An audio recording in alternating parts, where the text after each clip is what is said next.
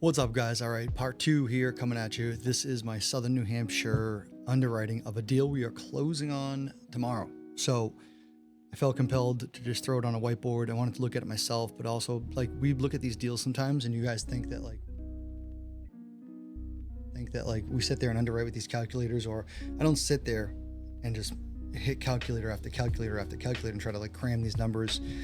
Guys, you typically, if you know your markets, I know if you invest in other markets and you're everywhere else, I understand that there's some nuances and some things that you have to do some of that.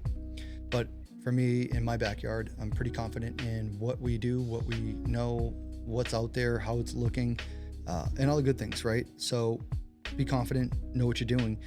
And furthermore, fail forward, right? Some of these numbers are going to change. I am not married to any of these numbers because if you've ever flipped a house, if you've ever done any type of transactions, any type of real estate transaction, it's not 100% flawless. It's never going to go to plan. What plan actually works, foolproof. And I actually wish that no plan does work that way, and that's actually a blessing. So especially speaking again, this property I'm in, there was times where it evolved where I go, oh, I can manipulate this. Let me inject 10 more thousand and I can actually get another bedroom that pays me $500 extra a month. It was actually cool story. It was $25,000 where I go, oh, don't make it a one bedroom. Like the plan it would have been easy, put everything back the way it was, just remodel it. But no, instead I took off half the roof, raised the roof for it and put in what's called a shed dormer. And I cut in a new staircase, added the roof, added the dormer. I got one extra bedroom, bigger bathroom, bigger kitchen. It was $500 extra a month.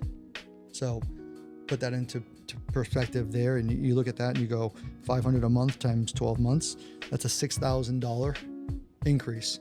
Although it increased my value in the property, it also increased my revenue. It increased the appreciation, and so watch this. And then we go, how long is that going to take me? We already know it's 4 years. 6 times 4 is 24. I have about $25,000. So if you looked at it that way, it would take 4 years to pay off. Well, I'm already in year 3 right now in this property, and it's doing dynamite. So sometimes you actually put a little bit more in, do a little bit more to get a lot more. So, all right, enough of that. So back to the deal, it was $275,000 cash to the seller. So you remember it was a $350,000 cash deal, and I said I needed to do a creative spin on it. So we ended up doing $275 with a $75K seller carry. We got the seller carry on there. We funded $300, construction's $150, holding costs, expenses for holding is about $32,000. Again, give or take. If we go shorter, it'll be shorter and less. But we're into it for about $480, $490. Again, round numbers. BRRRRs are not, that's why BRRRRs are hard for people. So what I wanted to talk about also was the third lien position, right? So again, back to this 75 seller carry, $75,000 the seller said he was going to give us. And just to make the numbers work for him, to get his number, 0% interest, 10 years, 120 months, $625 a month. Again, no interest. So it's a free loan. House is probably worth $399 as it sits. First 12 months, no payments. So while we're renovating, adding all this value add to this property, doing the value add, I don't have to put more money out of pocket. So, what's the $625? $625 times 12. Let's say it was 12 months. It's not. Let's divide that by 2. So it's another $3,700, another $4,000. That's closing expenses. When I go for the refinance, that could be my $4,000 in fees, right? So that money is just saved. It's just anything helps. Maybe I have to add another AC condenser, heat pump system. That's $4,000. That's a $4,000 savings. So I always equate those savings to something. So first 12 months. So all right, that's the deal now. So I am not. When I go for refinance, this is not going to get touched. I am leaving this in place, or I'm going to cross-collateralize it with another asset. That means I'm going to take this third position, and it was on this home that I've been working on, And I might say, hey, I got another asset. I have this property right here that I'm in. I got this fourplex. You're actually going to be a lien holder on that one. I'm going to put that debt, that lien on this property while I figure this one out. And then you know what? I get my new refinance. I'll put you back over there. If it really makes a big deal to you. It's called cross collateralizing. And then also, this is a subordinate third position. They're subordinate. So next thing you know, all right, what are the numbers, right? So what am I looking at? How did I run this BRRRR? Well, if I'm into it for about 480 or 490, we're going for a refi. So what is the ARV? You got to ask yourself that when these BRRRRs, what am I going to get for this property? What is this thing going to appraise at? Guys, I'm going to tell you right now, appraisals are freaking opinion based. It's all it is. It's like a homeowner, right? You can have whatever they value that asset to themselves is what it sometimes is. Sure, there are formulas, but appraisers and appraisals are not, there's no two that are the same. And again, largely opinionated and opinion based.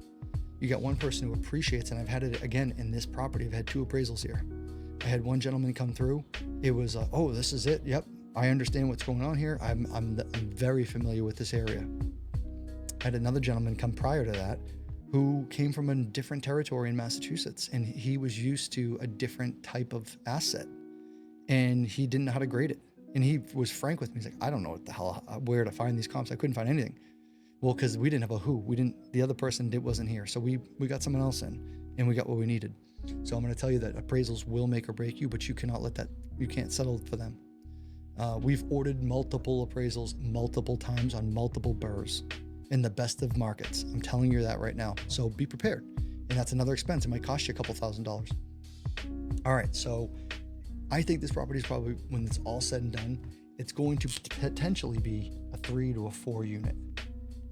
We don't know right now because I know we can get 3 out of it. Right now it's a 1. And we know we can get 3. It was a 2 unit. I should say that. It was a duplex, but they converted it to 1. We're going backwards again. We're going to add more. So I think comfortably we can go for 3. If we wanted to go for the good fight and go for the variance, we can go to 4. But I don't think sometimes that fight is not ready. It's not advantageous for us since we do have some timelines to keep. I want to keep this to 6 to 7 months. And furthermore, in my brain, I'll divide this asset into ways where I can, if we want to pivot in 3 to 5 years and we want to add another unit, we want to put an ADU, we're going to set up for that. We're going to be ready where we just get to manipulate one wall and maybe one wall and a door or something. And then we'll be able to open the door to Pandora's box for the future. So plan ahead if you're going to keep these.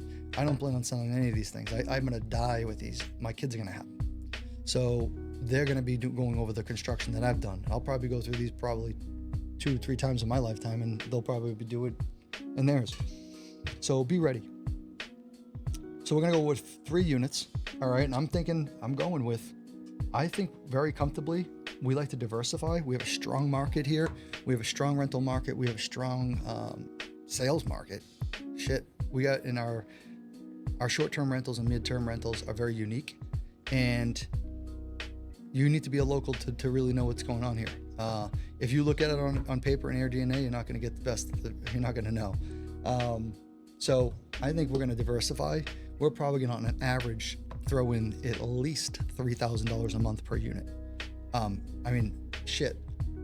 of the units is probably going to go for next to $3,000 on a long term because it's a 3-bedroom.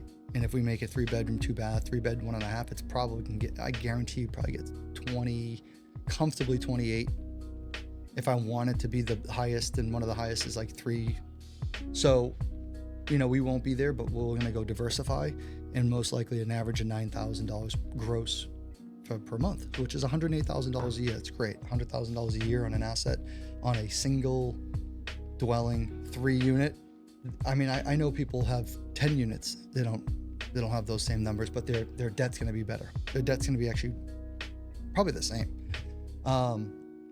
Okay, so let's do the big reveal. I'm thinking that's our gross rents. I'm thinking for ARV, I think we're going 650. I'm going with a 650, 700. If we get the fourth unit, I definitely think that we're going to be touching, we can go north of 700. But again, got to be skeptical. You got to keep your expectations down, especially when refinancing. So, in appraisal. So we think we're at ARV. If we're looking, ARV, 650, that's 75% is 487. I mean, I was just throwing numbers around and just when I'm thinking ballpark, look where I am. Just on the outside looking in, they're right, it's matching. This BRRRR is right on. Hey, should there be a buffer? Hey, should you have this so close to this number? Hell, we've taken BRRRRs on when they were like astronomically different. You work and chip at them. And this number can make a lot better, can be a lot better here. That could be a 500,000. We can just do a high 500,000. And I actually did dead on 500 grand.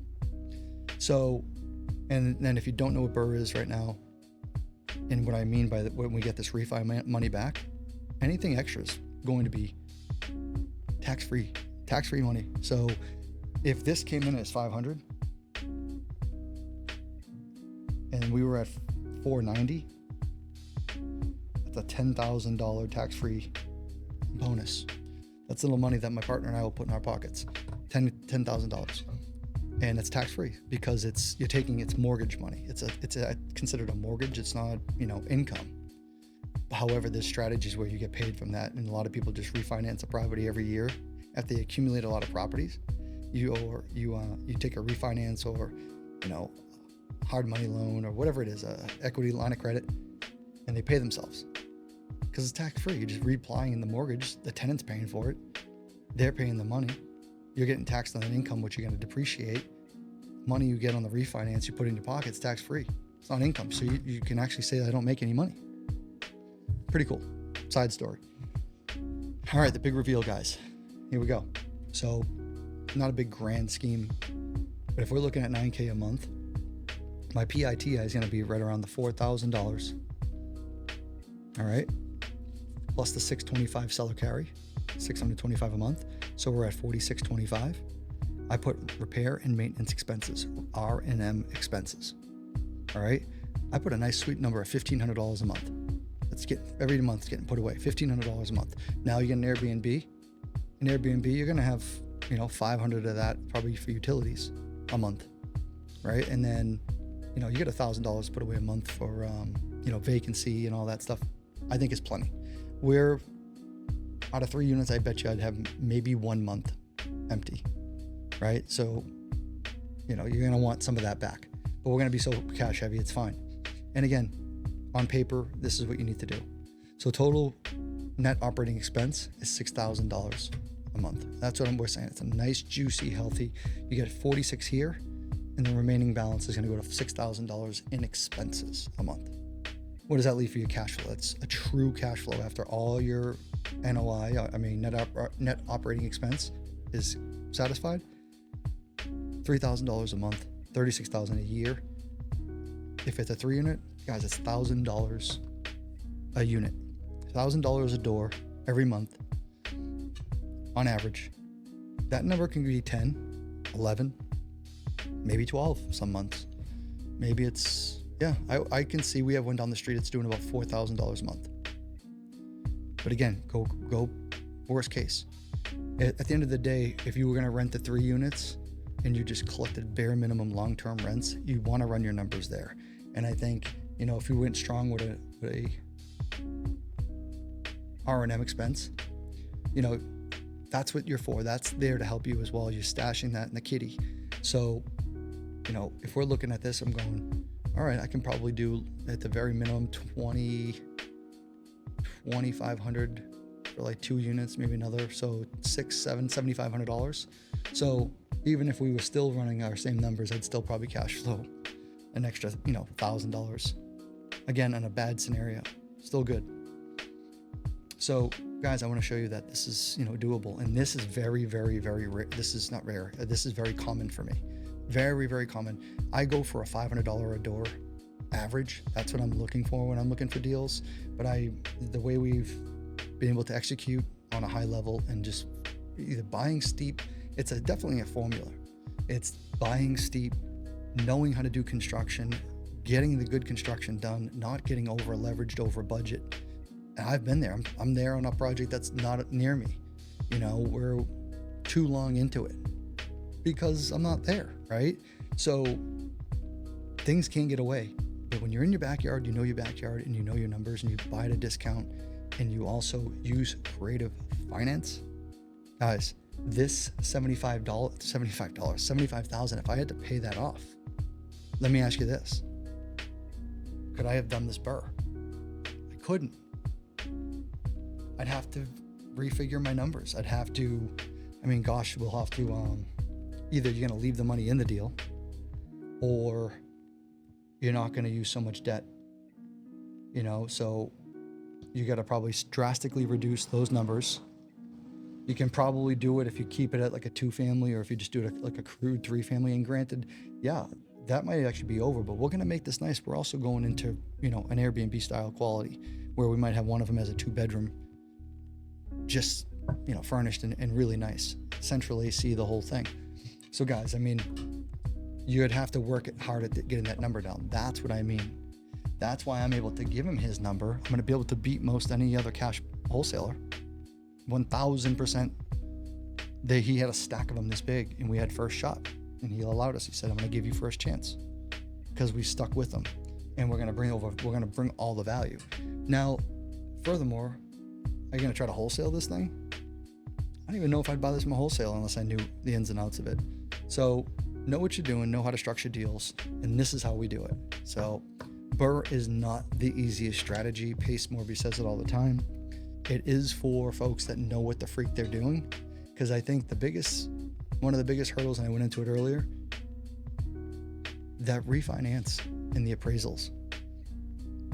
Often I got bait and switched. I had someone earlier talking to me about one of their deals. Guys, the banks are doing this. You think you're going to go get appraised value? RAI's value. You think they're going to give you appraised value? No, they're going to give you cost. Loan to cost, not loan to value.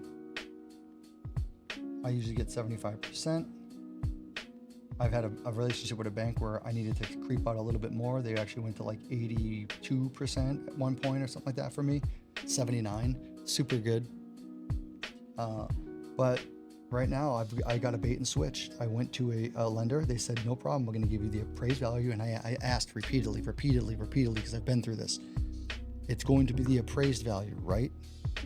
Yeah. 75% loan to value. When I got the appraisal done, everything came back. They sent me some bullshit number and it was loan to cost. They bait and switched me. They cost me money. They cost themselves a relationship, but they cost me money. So I went, you know what I did? Someone I would just talk to, they had this objection come through and they're starting to sell their properties. They're selling 2 BRRRRs right now because they had this objection come up. I'm like, you take no for an answer? No.